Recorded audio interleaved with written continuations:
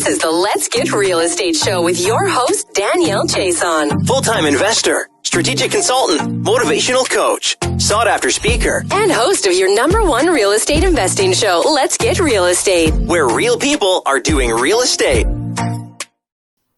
Yeah, so Shawn, I think what you highlighted right there is exactly what a lot of people go through when they're trying to even just get into their first home.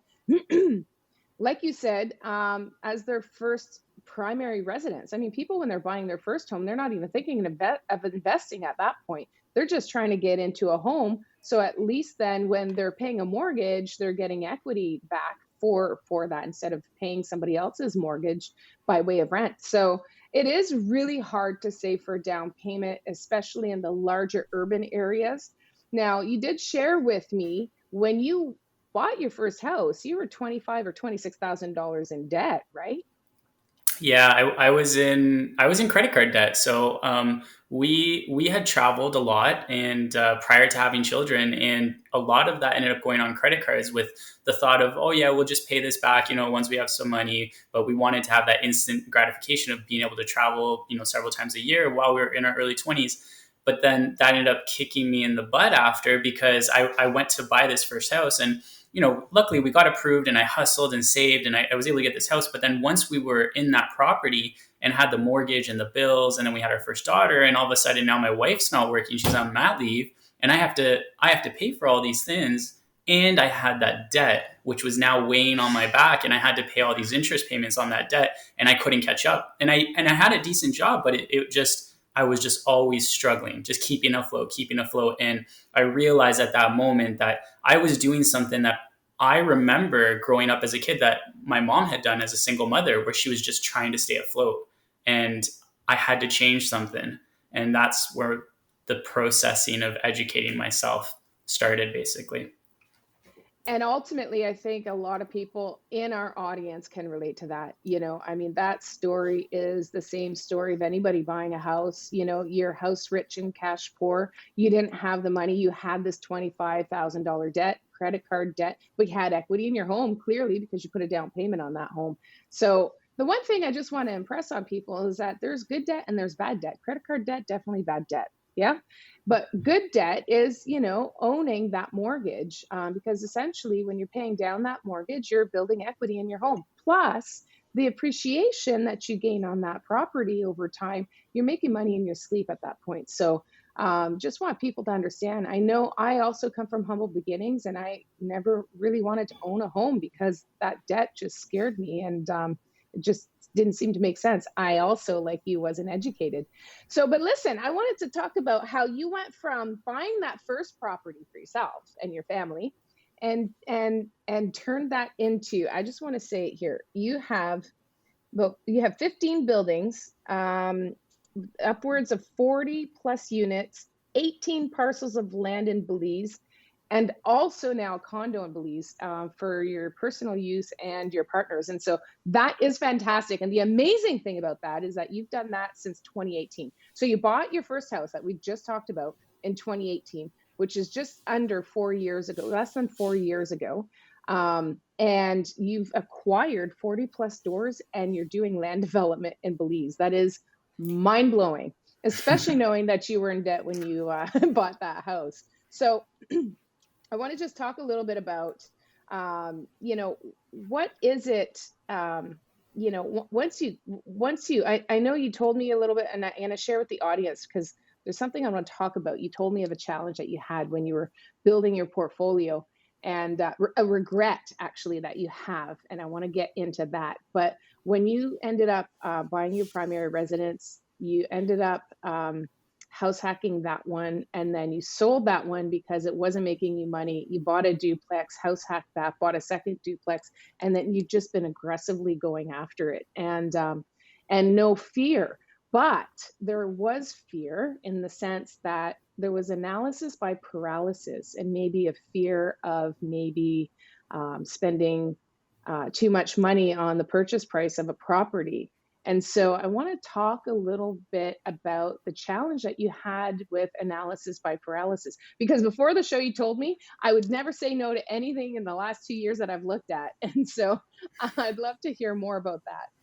Yeah, yeah. So that it's when I hear someone else say all of the things that I've done in the last 4 years, I'm taken aback, right? And I'm super proud of myself that I've been able to accomplish all of this. And sometimes it's surreal until I actually hear other people say, "Hey, Shawn, like you've done all of this, right?" And it's funny because when you put your head down and just kind of put your foot to the gas, and you don't look back, you forget how far you've come. So I'm super blessed. I'm super grateful, and yeah, so like all of this stuff that I've accomplished doesn't come without risk. It doesn't come without fear. It doesn't come without changing my mindset, right? And so one of those hurdles that I was able to get over was, I would say, probably when I first started, I was $25,000 in debt, and I went into this property, and I had to, when I sold my house, right? I didn't really sell it for very much money. It wasn't like I made tons of money. I made maybe $20,000-$30,000 in profit, but that money just went into going to buy my first house hack, my first duplex, right? So I was still broke after I bought that, and then I was house hacking. And going into 2018, where we're talking about, okay, now Shawn invested into his first renovation project, or his first real estate investment project, after he had read books and stuff like that. I went in and I spent all my money. So I had worked so hard to be able to buy an investment property and to save some money together. But when I went into that first duplex, that was where I spent the $30,000 that I had. It was also where I spent $30,000 in renos. Some of that I even had to pull from a line of credit. And that was so scary to me. And it was a huge fear and obstacle that I got over. And I realized it wasn't as scary until I'd actually done it. But it's something that I think most real estate investors will probably experience at some point, at any stage in their journey, when they're going into the first time that they're doing a certain type of project, whether it's a flip or whether it's a BRRRR project or it's an apartment building or a multifamily. They're gonna find something that it's the first time that they're doing it. And the way that I was able to get over that obstacle was by talking to other people that were in my shoes in the past. So they had already been through that. They had already done that type of project, and they were successful in it. And I was able to kind of lean on those type of people that were in that market that I was investing in, and ask them for guidance and say, hey, I'm investing this much money. I'm putting this much in renovations. What do you guys think maybe I should be spending on renovations, right? And am I in line with my thoughts and my ideas of what the value of this property will be? And because I was able to lean on those people, I ended up doing a really successful BRRRR project on a duplex in a matter of a couple months, and I had all my money back, and that just kind of lit fire, right? Because I was able to successfully do it, and then I'm like, okay, if I did this once, let's just keep going and roll it into the next one. Yeah, I mean, that gave you the momentum you needed, and that boost of confidence, essentially, that, oh, hey, this works. I've heard of it, and but people talk about it, but it's not really tangible until you've actually done it yourself, where you really can anchor into that belief that it works. Just for our audience, I just want to clarify, BRRRR, the BRRRR strategy that Shawn is referring to is the buy, renovate, rent, and refinance. And so when you do that strategy, you can hold on to the property, withdraw the initial capital that you put into it. Hopefully, a perfect BRRRR means when you get all of your down payment and cost of renovations back, and then you can take that money and then rinse and repeat. So I always add an extra RR at the end for a BRRRR strategy. So yeah, but at the end of the day, you mentioned something, that you leaned on the people that have done it before you to validate whether or not you're on the right track. And so there's a lot of listeners out there that want to do this, but they don't know those people. So how did you, as somebody who never did it before, how did you connect with those people? Where do you find them? Yeah, that's a really good question. And when I was doing this, I did feel like I was a lone wolf in the beginning. I felt like I was alone on my journey, and that was because I had a lot of people that were around me that weren't involved in this type of thing. So when I was talking about it, they didn't understand what I was trying to do. They may also not have even believed in what I was trying to do. So when you don't have people that are surrounding you that actually believe in you and believe that you can accomplish these things, and focus more on the risk than the reward, it's going to be harder to pull forward and move forward. And that's why you need to find a network of people. And what I did was I basically just started looking online, and I started looking online for different. I would search, like I was in the Niagara market, so I would search the Niagara, the word Niagara, and basically find out if there's other investors. I put Niagara real estate investor and see how many other people's names came up. If I found them on LinkedIn or Facebook, I'd look for Facebook groups that were real estate investors, and I just plugged into whatever network I could. And slowly and surely, I started going to networking events. At first, I was kind of scared. I was intimidated because I didn't know what I was talking about, and everybody else seemed so much more knowledgeable. But that's how you learn, and that's how you grow. 100%. And so, and that network is just so important. We've referred to that and talked about that on this show so many times, where, having the right support system, being present, and having people in your network that are also doing the same thing. And so that way you can lean on that and bounce ideas off those people, and just validate whether or not you're on the right track or not. That is just so critical to the success. I do believe that, because when you're doing your everyday, business, you're in there and you're changing out the floor, picking, different specs for, the cabinets and stuff like that. It's hard not to get inside your head. And so say, oh my God, is this going to work? Is this taking so long? And there's always problems along the way, which feed into that negative self-talk. It's like, oh my God, am I still going to be okay with this problem? Am I going to be able to handle it? Is this going to eat up my budget? So maybe I made the wrong decision. And then all of that self-doubt kind of comes in. So really surrounding yourself with the right network makes a huge, huge difference, because they can validate that, yes, it's okay. That's just part of the journey. You got to embrace it. All the problems are there for us to just deal with. So just again, I want to go back to when you were analyzing and underwriting properties and vetting properties, to do as a BRRRR strategy, or you've gone into the multi-unit space now. And then when you're looking at the numbers, you did tell me, I want to talk about the one that you told me about, the duplex. So it was on the market for 200 and change.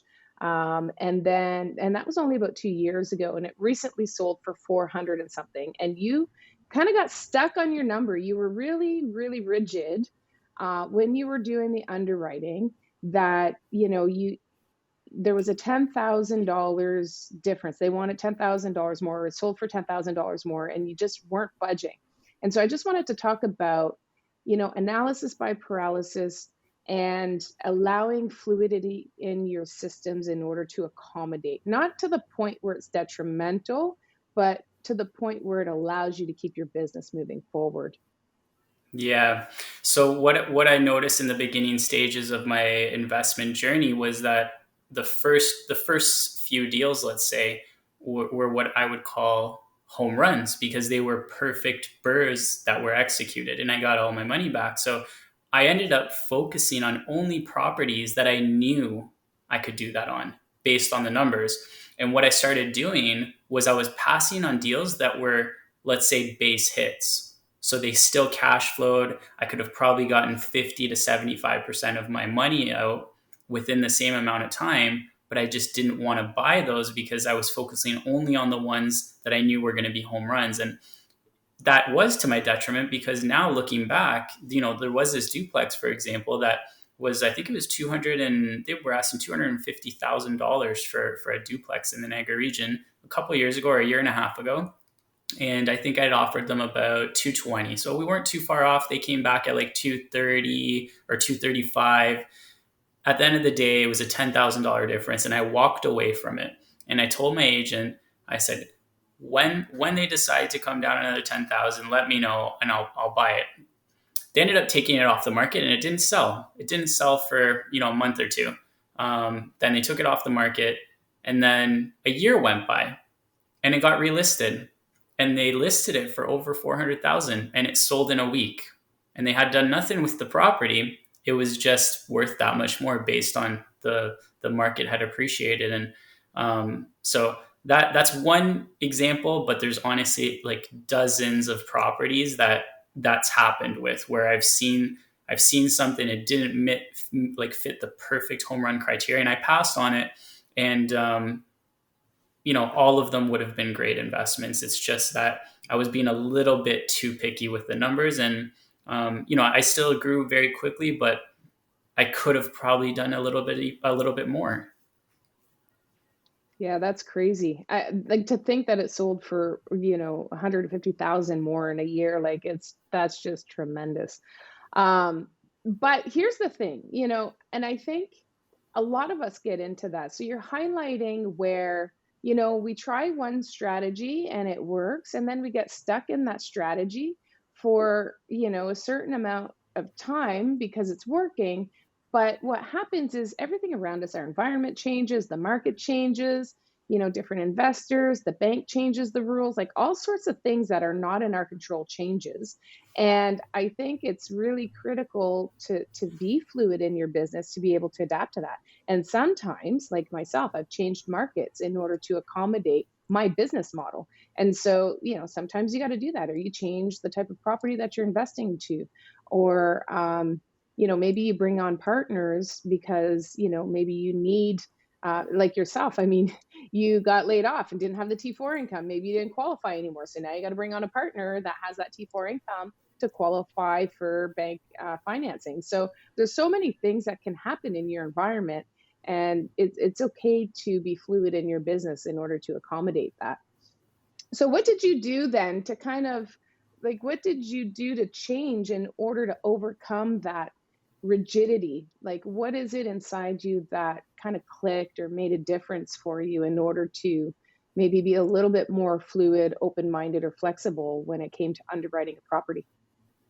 I'm gonna say what changed was that I was actually no longer able to meet the same criteria that I had. So when I first started, some of the properties that I bought cash flowed like $1,500 on a duplex on 2 units, right? And this was probably my first handful of properties. They cash flowed $1,000 or more each, and I was looking for something that had that cash flow and I couldn't find it. And I ended up, I don't want to say I lowered my standards, but I just realized that I wasn't going to continue to be able to purchase as many properties and to grow my portfolio unless I lowered the criteria that I had to lesser cash flow and a little bit lesser return.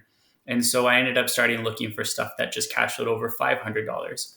And that's how we were able to continue growing our portfolio, because we were still able to meet those requirements of, $500 to $1,000 in cash flow on a duplex. And then we also started buying some larger buildings. So we ended up saying, okay, well, instead of $500 to $1,000, let's look at like $200 per unit in the building of cash flow. And we were able to find properties that fit that criteria. So once we just adjusted our criteria a little bit, made a couple of tweaks, we were still able to find cash flowing properties and we're still able to grow our portfolio. They just weren't grand slam home runs anymore. And we're completely okay with that, because we're there, as long as there's growth, I think that's what's more important than just being stagnant, having analysis paralysis, and not even continuing to invest and just sitting back on the stands or the sidelines. But that's a hard pill to swallow, though. How do you go from $1,000 a month cash flow and accept half of that as cash flow and say it's okay? Because I hear a lot of investors, what happens, they do a property, or, maybe they did one 5 years ago, 3 years ago, and now they're like, oh, it's too expensive, it doesn't work anymore, and then they just give up. So what do you tell people like that are in that kind of boat? Because there's a lot of people, they do one or two and then they're like, maybe they take a loss on one and they say, yeah, it doesn't work anymore, so I'm out. Yeah, so you kind of alluded to it a little bit a little while ago, which is that you basically can just focus on a different market. So a lot of investors were looking in Hamilton and investing in Hamilton to do multifamily residential. And over the last few years, they've realized that, hey, I can't even get 25% return of what I was getting 3 years ago, or like the cap rates have compressed so much that I can't get the same return. So they started looking in agri region because that was the market that allowed for that. So they actually just pivot, right? And that's part of being a real estate investor, is you pivot from markets that you're in and you look at other markets where they can produce the numbers that you're looking for. And it's funny you say that, because I mean, you're calling it pivoting. People tell me, what do you do for a living? And I tell them, well, I solve problems. Like, I'm a problem solver. They're Yeah. like, what do you mean? Well, because, contractors come to me with problems, sellers come to me with problems, partners come to me with problems. And then we just look at the situation and say, okay, well, let's take a look and see what we can do. So my mantra is, you got to work with what you got. So take a look at what you got and build something around that, because you can't change the variables, but you can change what you do. So yeah, in any event, oh, I love that. I love that. Um, and ultimately, you also mentioned to me about, not overthinking things. And I think that also causes a barrier, and it actually leads to like the analysis by paralysis. So how do you know that you've vetted a property enough to say, yes, this is good, and not cross that threshold where you ultimately overthink it and talk yourself out of it? Yeah. So there's two. I'm going to give kind of two examples that are real life examples of mine, and how I came to make my decision. And there's similar kind of examples, and one I went with and one I didn't go with. So one was at the beginning of this COVID pandemic last year. So in March, the whole world started shutting down, and an eightplex came up for sale in Sarnia. It was 8 townhomes. Um, and literally, nobody was supposed to be leaving their house, and this property came up for sale. It was on the market, and I ran the numbers, right? So I asked for the financials, and I ran the numbers.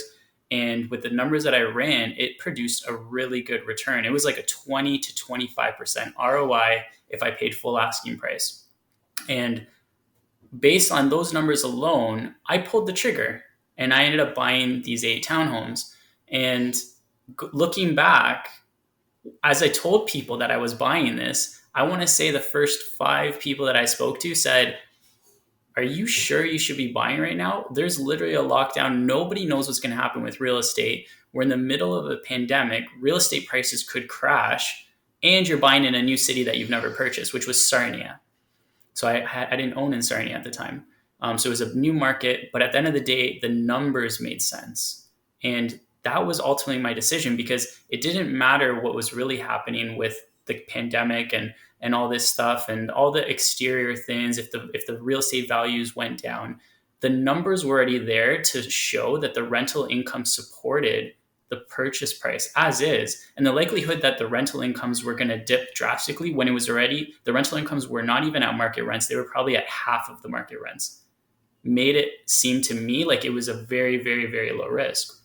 So we pulled the trigger. And that was what allowed us to get over this analysis paralysis of a property, where many other people analyzed that same property within the first 2 days, 3 days it hit the market, but nobody else pulled the trigger and bought it. And that property ended up being a really great investment. It's done really, really well for us. Now, on the flip side, there's been another property that we looked at that was a 12-unit apartment building, and we ended up not pulling the trigger. And we went through the analysis, and the numbers were great, and it was under contract at a great price, and we ended up backing out of it. And the reason we ended up backing out of it was not just based on the numbers, but it was also on the demographics of the area. And we were looking at a very, very, very small town, like less than 5,000 people. And at that point, we realized, after discussing with other people who were, knowledgeable of the area, who had those buildings of those size, we realized that this was taking on a much bigger risk just based on the population alone, versus buying something that had the same, let's say, a lower return, but less riskier because there was a higher population. So we ended up backing out of that. So I think that at the end of the day, if the numbers work and the demographics of the area make sense, then there shouldn't really be anything else that's going to pull you away from the property. It's really hard though during COVID, and like, I don't know, you're telling me that you bought this property in Sarnia, this Aplex, you put it under contract. Nobody else wanted to buy it. Like, people were looking at it, and then you're like, why, like, am I the only one here? Am I making a mistake? And that self-doubt kind of settles in. So I'm sure there was a little bit of that happening. Like, how do you harness that and rein that? Because ultimately, like, I bought a property. I'll give you a quick story. I bought a property and I paid 61,000 over list. This was one of my first ones, and I think there was 7 offers, and I bought it blind, 61,000 over list. It was one of my best flips, by the way, but I didn't know that at the time. And all of a sudden I'm like, oh my God, like, did I overpay? Like, I won this. Like, I paid more than everybody else. Like, did I, overpay? And with COVID and nobody else is buying, and you're like, yeah, I'm in. And then you get it under contract. Now you're like, how do you deal with that? I think it's just making sure that you're actually making an educated decision and it's not based on emotion. Yeah. So that's what differentiates it is, yes, you paid 61,000 over asking. Yes, you won the property because you outbid 7 other people. But at the end of the day, you did your due diligence, you ran your numbers, and you made an educated decision that was worthy of that $61,000 over ask price. It wasn't based on emotion. And that goes to say that's the same reason that we bought that property in Sarnia. And honestly, I mean, you're highlighting something right there. Like I typically buy blind now. That was my first blind purchase. And you're right, 100% right. You're hitting on something where, if you walk through the property, emotion's going to come in, because then you're looking at it and you're seeing what potentially you could do. And maybe you like the area, you like the house. And so maybe because of that, all of these other factors stir some emotion. And people Mm-hmm. say, they say to me, how the heck do you buy blind all the time? I go, because I'm an investor. I read numbers. That's what I do. And so if the numbers look good, to your point, if it's in the right market, if all of the pieces kind of fall into place, I have no problem pulling the trigger blind. And so, and by the way, in those numbers, I always have a contingency, because I am buying blind, to make sure that if I find something, the numbers can absorb that. And so, Exactly. There's usually a buffer. and I love that you mentioned that, because I think that's where people make a mistake, is with that emotional tie. Now, looking back, on my story, I think because people were being emotional, they didn't put more money into it, because psychologically they're like, wow, this is 50, 60K over list. I can't go that high, and by the way, this was before we really had these huge bidding wars. So at the time it was like a massive amount over list. But anyway, wow, you I love having you on the show. You're just highlighting all the issues that real people out there encounter, and so I think this is going to be very valuable to our audience. Um, I if people wanted to reach out to you and connect with you, Shawn, I don't know, if you're looking to connect with a certain type of person, or if you just, want to connect with potential other investors, maybe partners, maybe people that are investing in the Niagara region or Sarnia that want to talk to you about those areas. How do they reach out to you? Yeah, so this year in March, I became a realtor. Just kind of naturally, I progressed into that role because I realized that I was spending more time looking at MLS and calling realtors and talking to other investors, and I had other investors who were asking me for guidance and advice. So I went and got my realtor license. So now I'm working as a realtor in the Niagara region. I'm very focused on the Niagara region, and I work with mainly just investors that are looking to invest into multifamilies, flips, conversions. So if you did want to reach out to me, regardless if you're looking to buy in the Niagara region or not, the best way to reach me is going to be through social media platforms. You can reach me on Instagram or Facebook or LinkedIn. I do have a website. I think it's my name, shawn.rea.com. I'm not super active on it. You can send me a message on there, but honestly, social media is the fastest way that you'll probably be able to get in touch with me. And for my listeners here, just to let you know, if you want to know how to properly spell Shawn, there's like 18 different ways to do it. So Shawn is Shawn, and Rea, his last name is Rea, just as it sounds. So you can just Google him, find him on the socials, hit him up in his inbox, in his DMs, and I'm sure you're going to find it very valuable to connect with this gentleman. Before we go, also, I want to mention too, actually, all of that is going to be in the show notes. You can check out his bio page about Shawn Rea. That's going to be on our podcast site, so you can check that out, and all the links will be there too. So save you the issue if you're having a challenge finding him through Google. Yeah, so I just wanted to thank you for coming on and sharing your story. Before we go, real quick, I didn't highlight, how old are you, Shawn? 36 now. 36. And so, guys, he's 36. He's crushing it. He's got almost 50 doors, and I'm blown by this. development in Belize. How do I get into that condo, Shawn? I want to go down there with you and see what's going on down there and see how I can work with you. I need Oh in on yeah, that. So I'm that gonna, is such a fun project. right? Yeah, if you guys do want to ask me questions about Belize or whatever, I love talking about Belize. It's a beautiful little island called Ambergris Key. So if you guys Google that, check out Ambergris Key, Belize. That's where I've been investing. I do have a condo, so yeah, Danielle, you'd be welcome to come and stay at the condo anytime. Woo, woo. Score. That's it for me. I'm out. Guys, I got to sign off for now. Thank you so much for joining us on the Let's Get Real Estate podcast show. I'm your host, Danielle Chason. This is Shawn Rea. Again, before we go, don't forget to hit the like button, smash that subscribe so you don't miss anything. Share this if somebody in your circle can benefit from this story. And we will see you on the next time. I'm out. Thanks, Danielle.